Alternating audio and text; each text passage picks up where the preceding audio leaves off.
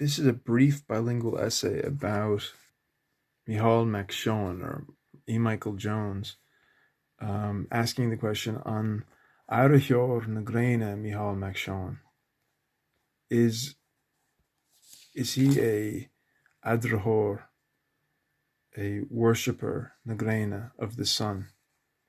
And what do I mean by that? He's obviously a Catholic, and obviously a Christian, but his new book, Logos Rising, I have a few questions about his presentation of the identity of God, who he seems to identify as Logos, almost exclusively, it seems to me. And his image on Eva an Clúdach na Lawer Nua, Logos Rising, the image on the cover of his new book, which I think is just the easiest way to summarize what I'm saying. Derha and Shin, there's a design there where is depicted Ijeranga Kahracha, between the two cities, Kahracha, Ir agus Dehe, of man and God, Anar. So between the city of God and the city of man, he depicts the sun rising, and this is Logos, the sun rising. So is Logos the sun? Is this a form of sun worship?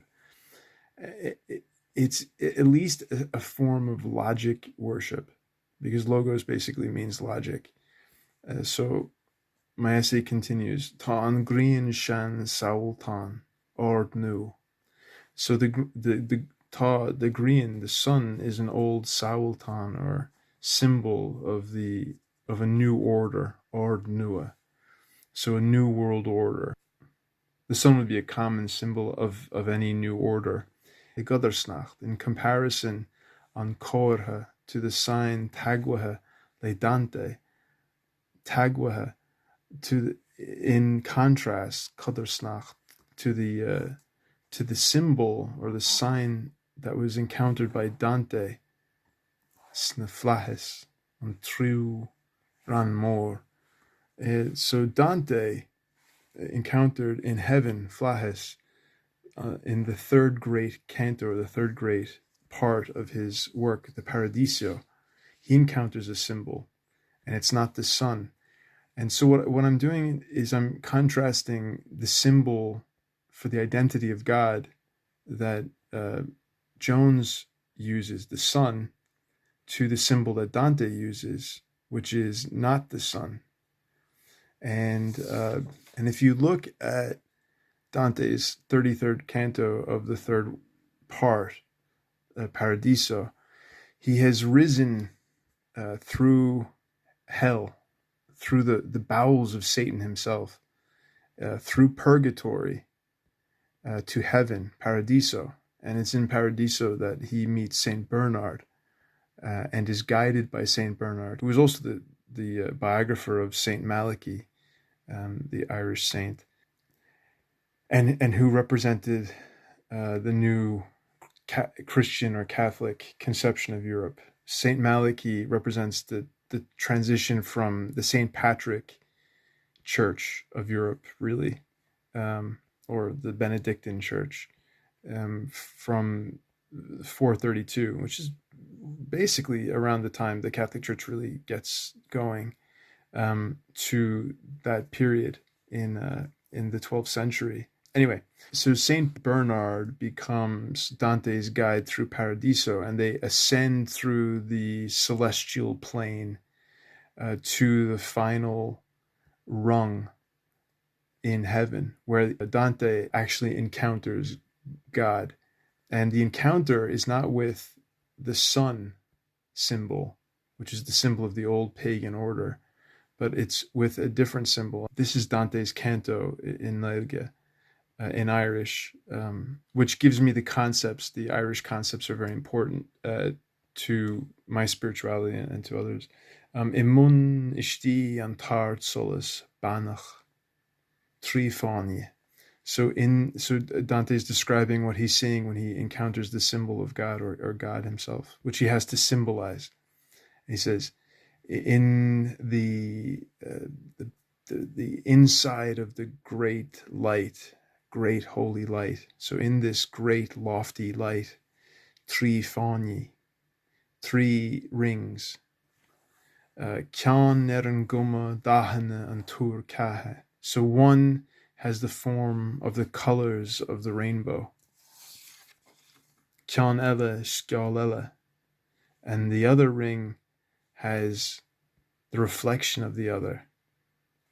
And the third ring, on agus an triu martine, was like a fire, eterhu, astu arian, between them and from them both.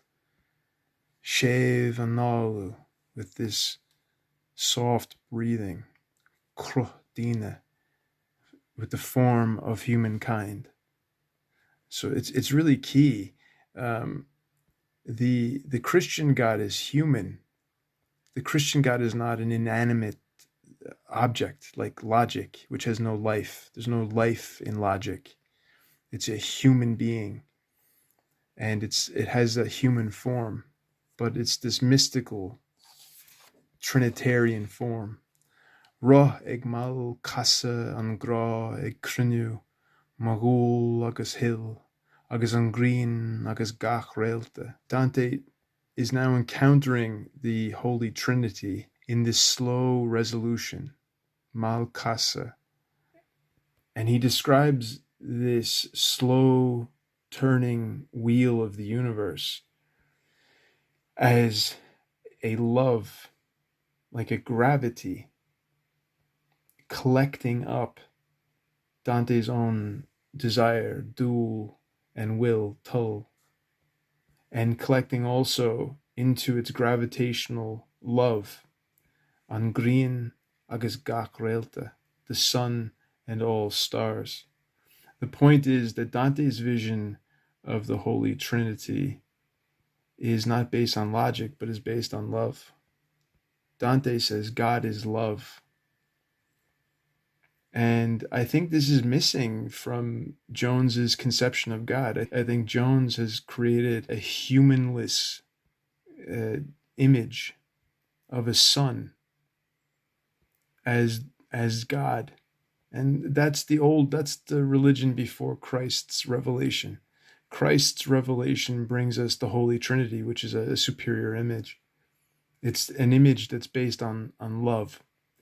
And it's love that defines God. God's symbol is love. It's the Holy Trinity. It's not the Son.